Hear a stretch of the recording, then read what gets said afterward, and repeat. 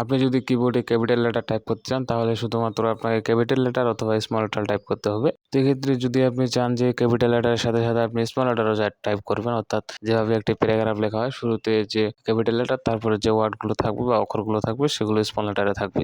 মোবাইলের কিবোর্ড দিয়ে লেখা আমরা মোটামুটি সবাই জানি, কিন্তু কম্পিউটারের ক্ষেত্রে এখানে কিছুটা ভিন্ন হয়। এখানে কম্পিউটারে যে শিফট বাটনটা আছে সেটা প্রেস করে আপনাকে যে ওয়ার্ডে আপনি ক্যাপিটাল লেটার লিখতে চান সেই ওয়ার্ডটি আপনাকে এখান থেকে প্রেস করতে হবে, তাহলে কিন্তু আপনার ক্যাপিটাল লেটার লিখতে পারবেন। আমি যদি এখানে কিবোর্ডের JKL না JKL সেমিকোলন যদি এগুলো আমি এখান থেকে কিগুলো প্রেস করি তাহলে কিন্তু এখানে ডিরেক্টলি আমার স্মল লেটার আসবে, কেননা এখান থেকে আমি ক্যাপস লক অন করে দিইনি, তাই জন্য আমার এখানে সরাসরি ডিরেক্ট ক্যাপিটাল লেটার না স্মল লেটার আসবে। এক্ষেত্রে যদি আমি চাই যে আমি ক্যাপিটাল লেটারে লিখবো, অর্থাৎ যে ওয়ার্ডগুলো আমি লিখবো সেগুলো সব ক্যাপিটাল লেটারে হবে, তো এক্ষেত্রে আমাকে এখান থেকে আমার কিবোর্ডের ক্যাপস লক অন করে দিতে হবে। তো ক্যাপস লক অন করার জন্য আমার যে কিবোর্ড আছে কিবোর্ডের বাম কর্নারে যে ক্যাপস লক নামে একটি বাটন আছে সেটা যদি আমি প্রেস করি, প্রেস করার পর আমার যে নাম্বারাল কিগুলো আছে এবং নাম্বারাল কিগুলোর উপরে যে তিনটা লাইট আছে এখান থেকে আমার মিডিলের যে লাইট সেটা কিন্তু জ্বলে উঠবে, তার মানে আমার যে ক্যাপস লক আছে সেটা কিন্তু অন হয়ে গেছে এবং আমি যা টাইপ করবো সেগুলো কিন্তু ক্যাপিটাল লেটারে টাইপ হবে। ক্যাপস লক অন করার পর এখন যদি আমি এখান থেকে ASDF এ 4টি কি প্রেস করি, তো এখানে কিবোর্ডে প্রেস করার পর আমার যে